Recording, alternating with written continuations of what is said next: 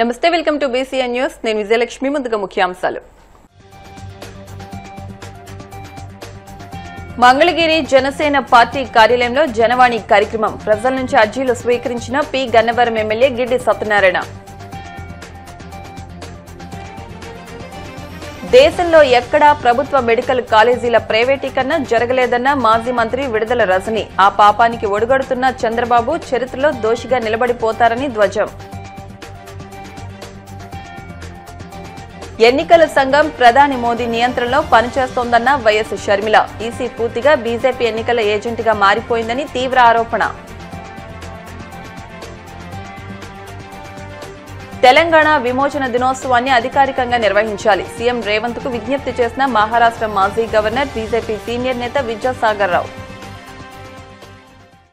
Janasena party ఎమ్మెల్యేలు జనవాణి కార్యక్రమంలో పాల్గొని రాష్ట్రంలోని పలు ప్రాంతాల నుండి వచ్చిన ప్రజల సమస్యలకు సంబంధించి అర్జీలు స్వీకరిస్తున్నారు.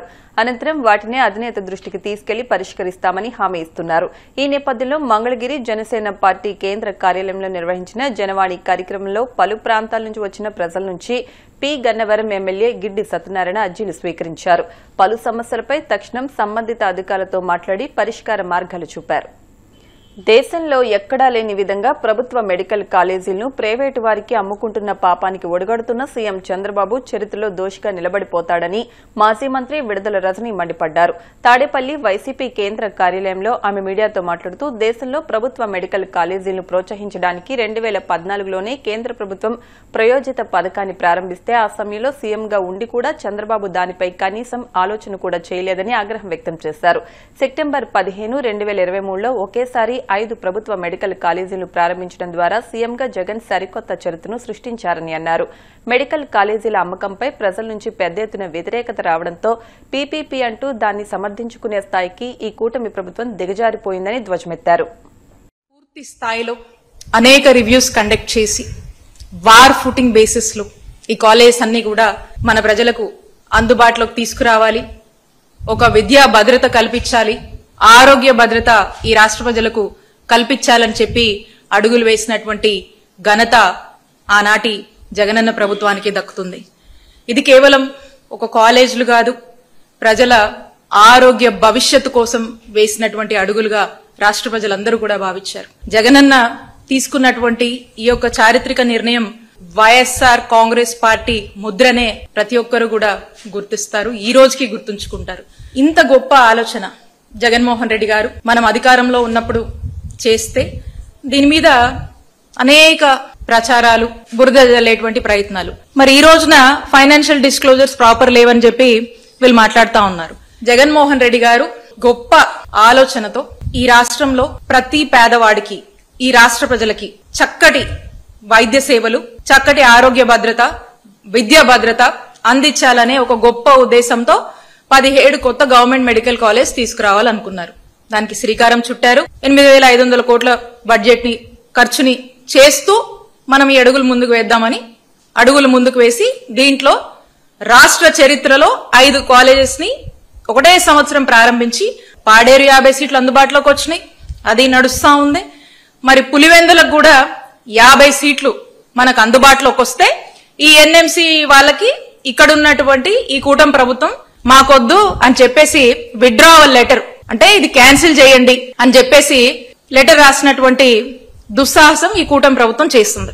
ఇక్కడ కూడా ఎన్ఎంసీ నుంచి మనకు సీట్లు వస్తే వెనక్కి మాకొద్దు అని చెప్పి రాసినటువంటి బహుశా దేశంలో ఒక ఆంధ్రప్రదేశ్ రాష్ట్రమే ఉంటదేమో, ఏ స్టేట్ కూడా అలాంటి పని చేయదు. వచ్చినటువంటి సీట్స్ ని వద్దు అని వెనక్కి రాయడం. పులివెందల్ని మా నాయకుడు జగన్మోహన్ రెడ్డి గారి మీదనో, వైఎస్ఆర్ గారి మీద, ఆ కుటుంబం మీద ఉన్నటువంటి కోపాన్ని, ఆ కక్షని అక్కడున్నటువంటి ప్రజల మీద ఎందుకు చంద్రబాబు నాయుడు గారు గాని, ఈ కూటమి ప్రభుత్వం గాని ఎందుకు వాళ్ళ మీద ఉన్నటువంటి కక్షని, ప్రజలకు ఇలాంటి వైద్య సేవల్ని, ఇలాంటి చక్కటి వైద్య విద్యని దూరం చేసేటువంటి దుస్సాహసాన్ని, మరి పులివెందుల మెడికల్ కాలేజ్ లో వచ్చినటువంటి సీట్స్ ని వద్దు అని లెటర్ వెనక్కి రాసిందంటేనే వాళ్ళకు ఉన్నటువంటి కక్ష స్పష్టంగా మనకు అర్థమవుతా ఉంది. ఈ లెటర్ ఎవరండి పెట్టింది? ఆగస్ట్ లో ఇన్స్ట్రక్షన్స్ ఇచ్చారు. ఈ ఆర్డర్ ఇచ్చే ముందుకు ఆల్ ఇంటర్నల్ డిస్కషన్స్ మీరు చేశారు. 3rd ఫేజ్ సంబంధించినటువంటి అసలు మెడికల్ కాలేజ్ సంబంధించినటువంటి పనులే ముందుకు వెళ్లొద్దని ఇంత ఎఫర్ట్ పెట్టున్నా సెకండ్ ఫేజ్ లో ప్రారంభం అవ్వాల్సినటువంటి మెడికల్ కాలేజ్ కొంచెం ఎఫర్ట్స్ పెట్టున్నా డెఫినెట్ గా ఆ సెకండ్ ఫేజ్ ఉన్నటువంటి 5 కాలేజీలు ఈ రోజున అందుబాటులోకి వచ్చేవి. వాటి మీద ఎఫర్ట్స్ పెట్టలేదు, వాటి మీద చిత్తశుద్ధి లేదు. అండ్ థర్డ్ ఫేజ్ కి సంబంధించి ఒక గొప్ప ఆశయంతో జగన్మోహన్ రెడ్డి గారు ఏదైతే ఒక ఆలోచన చేసి అడుగులు ముందుకు వేశారో దాన్ని నీరుగారుస్తూ మీరే ఈ యొక్క ఆర్డర్ సర్క్యులేట్ చేసి ఏం మాట్లాడుతున్నారండి? ఈ మధ్య కాలంలో నేను చూస్తా ఉన్నాను, అసలు ప్రజలకు నాణ్యమైనటువంటి వైద్యాన్ని దూరం చేస్తూ విద్యని ఈరోజు అమ్మేసుకుంటూ విద్య అభ్యసించాలనుకున్నటువంటి చిన్నారులటువంటి ఆ స్టూడెంట్స్ ఆశల్ని ఈ రోజు సన్నగిలుస్తూ ఏం మాట్లాడుతున్నారు? ప్రైవేటైజేషన్ అనేటువంటి పేరుతో పీపీపీ అని చెప్పేసి ఒక ఆలోచన చేసి దానికి ఒక ముసుగు వేసేసి ప్రైవేట్ వాళ్లకు మీకు సంబంధించినటువంటి వ్యక్తులకు ఇది కట్టబెట్టాలని చేస్తున్నటువంటి ప్రయత్నం. మీరు ఆ నిర్ణయంలో ఉన్నారు కాబట్టి ఈ మెడికల్ కాలేజ్ అన్ని కమెన్స్ అయితే, ఈ మెడికల్ కాలేజ్ అన్ని అనుకున్నట్టుగానే ఓపెన్ అయితే ఇవన్నీ కూడా ఈ క్రెడిట్ అంతా జగన్మోహన్ రెడ్డి గారికి దక్కుతుంది. దీనివల్ల కూటమి ప్రభుత్వానికి ఎంత కూడా ఆ గుర్తింపు ఉండదు కాబట్టి ఈ పేరు జగన్మోహన్ రెడ్డి గారికి వస్తుంది కాబట్టి ఇది ప్రజల్లోంచి ఈ పేరుని చెరిపేయాలి. అందుకని ఈ మెడికల్ కాలేజ్ ని గవర్నమెంట్ రంగంలోనే వీటిని ముందుకు తీసుకువెళ్లొద్దు, ప్రజల ఆరోగ్యం గాలికి వదిలేద్దాం. మీరు ఈ జోరు చేసినటువంటి పని ఏంటి? ఇలా కేంద్ర ఎన్నికల సంఘం పనితీరుపై ఏపీ కాంగ్రెస్ అధ్యక్షురాలు వైఎస్ షర్మిల సంచలన ఆరోపణలు చేశారు. భారత రాజ్యాంగం కల్పించిన ఓటు హక్కును కాపాడాల్సిన ఎన్నికల సంఘమే ప్రధానమంత్రి నరేంద్ర మోదీ చేతిలో బందీగా మారిందని, బీజేపీకి ఎన్నికల ఎజెండాగా పనిచేస్తోందని ఆమె తీవ్రంగా విమర్శించారు. దేశంలో ప్రజాస్వామ్యాన్ని, రాజ్యాంగాన్ని కాపాడుకోవడం కోసం ప్రజలంతా పోరాడాల్సిన సమయం ఆసన్నమైందని పిలుపునిచ్చారు. ఎన్నికలను స్వేచ్ఛగా, నిష్పక్షపాతంగా నిర్వహించాల్సిన ఈసీ పూర్తిగా బీజేపీ ప్రయోజనాల కోసం పనిచేస్తోందని ఆరోపించారు.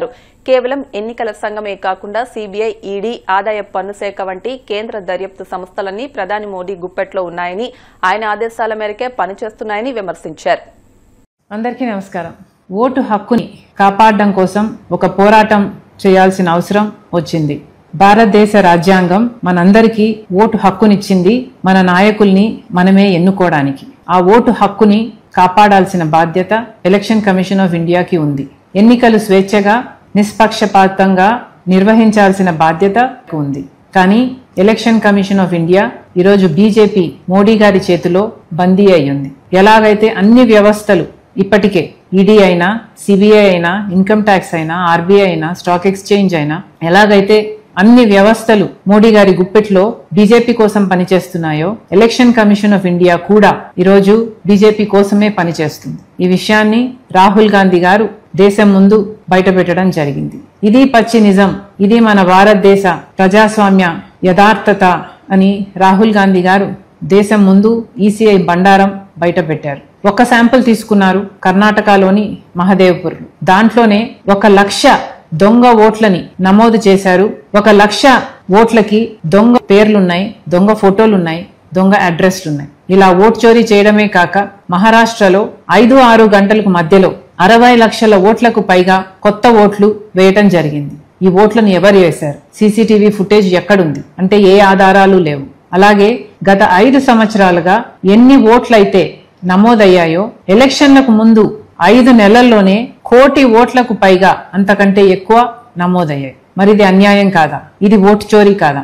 ఎలక్షన్ కమిషన్ వాళ్ళ బీజేపీకి వ్యతిరేకంగా ఉన్న ఓట్లని తొలగించడం అయితేనేమి, లేక దొంగ ఓట్లు బీజేపీకి అనుకూలంగా వేసే వారి పేర్లను చేర్చడం అయితేనేమి, ఇలా ఓటు చోరీకి పాల్పడుతుంది ఎలక్షన్ కమిషన్ ఆఫ్ ఇండియా. ఈరోజు ఎలక్షన్ కమిషన్ ఆఫ్ ఇండియా కూడా బీజేపీ ఎలక్షన్ ఏజెంట్ గా పనిచేస్తుంది. వీటి మీద పోరాటం చేయాల్సిన అవసరం ఉంది.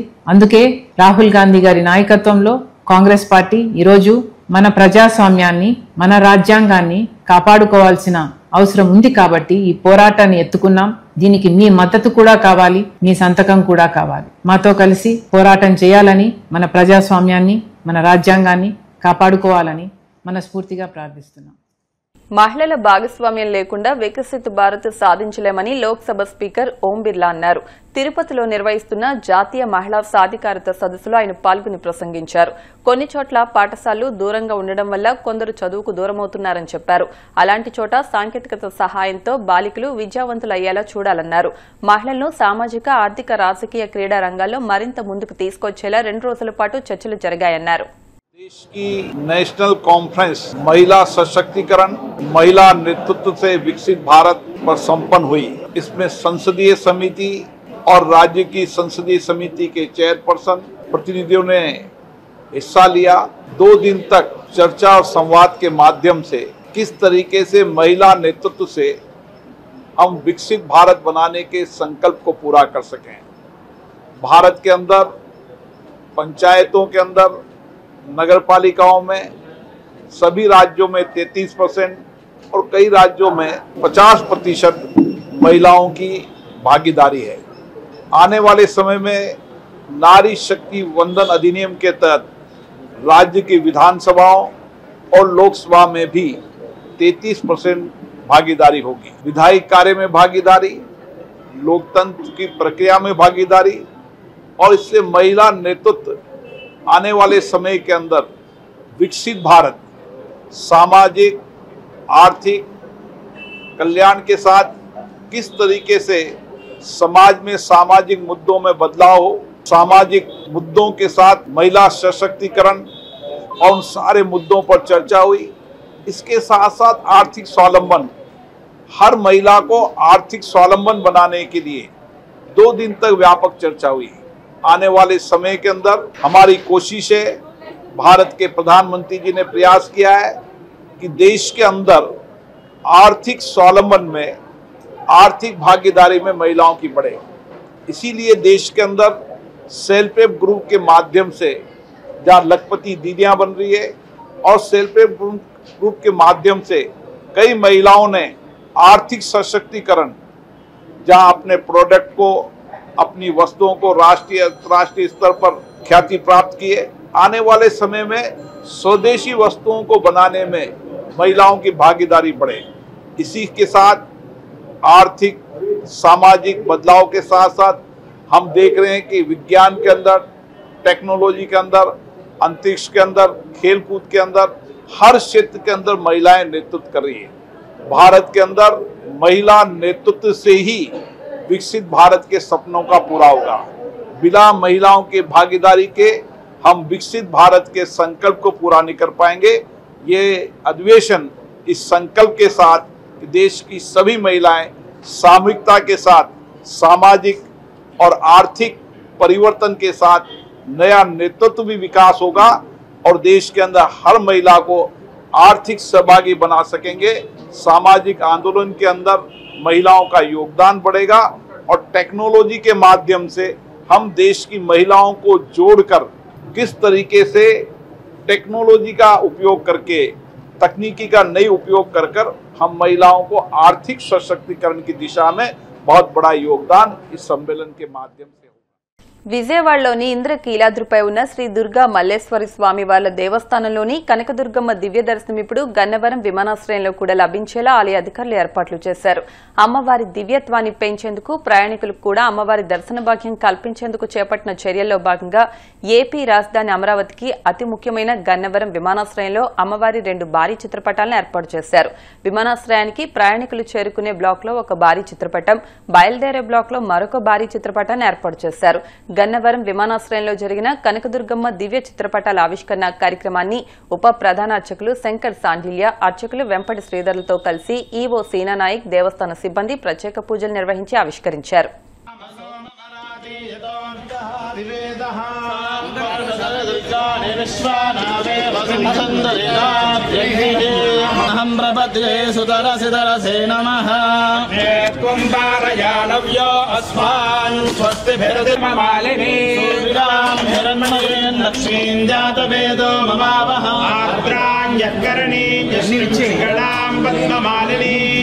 చంద్రాభిరణ్మయే లక్ష్మీం జాతవేదో మమావహ నహం విశ్వజః ప్రయదో భూత్మా జుహుయాదాద్యమన్వహం పంచనేత్రాం భజేహమంబాం జగదీశ్వరీం తాం సర్వమంగళమాంగళ్యే శివే సర్వార్థసాధకే శరణ్యేత్రయంబకే దేవి నారాయణి నమోస్తుతే విద్మహే విష్ణుపత్నీక ధీమహి తన్నో లక్ష్మీ ప్రచోదయాత్ కాత్యాయనాయ విద్మహే కన్యాకుమారి ధీమహి తన్నో దుర్గః ప్రచోదయాత్ ఓం చైద చైతన్యార్ఘ్య సమారాధ్య చైతన్య కుసుమ ప్రియా సదా తుష్టా కరుణాదిత్య దక్షిణా దక్షిణారాధ్యాధర స్నేర ముఖాంబుజా పరమోదామనోమయీ వ్యోమకేశీ విమానస్థ వజ్రిణీ వామకేశ్వరీ ప్రేత పంచాధిశాలిని పంచమే పంచభూతే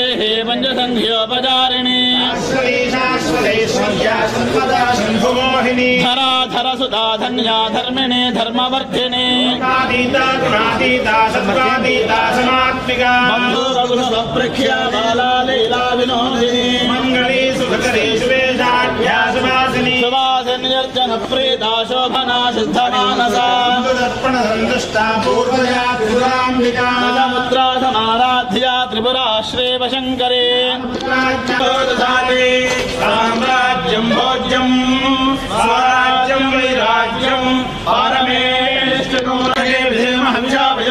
అశ్వక్రాంతే రథక్రాంతే విశ్వక్రాంతే వసుంధరా శిరసా ధారయిష్యామి రక్షస్వ మాం పదే పదే ఈశాన సర్వ విద్యానామీశ్వర సర్వభూతానాం బ్రహ్మాధిపతి బ్రహ్మా శివో మే అస్తు సదా శివో దుర్గాంబికాదేవ్యై నమః పాదావిందయోః వేదోక్త సవర్ణదివ్య మంత్రపుష్పాంజలిం సమర్పయ సర్వ అపరాధ క్షమ అమ్మవారి దూసబిడ అమ్మవారు చూపిస్తుండండి చెప్పండి ఆయుర్దేహి యశోదేహి శ్రియం సౌఖ్యం చ దేహి మే పుత్ర పౌత్ర ప్రపౌత్రాంశ్చ దేహి మే పరమేశ్వరి.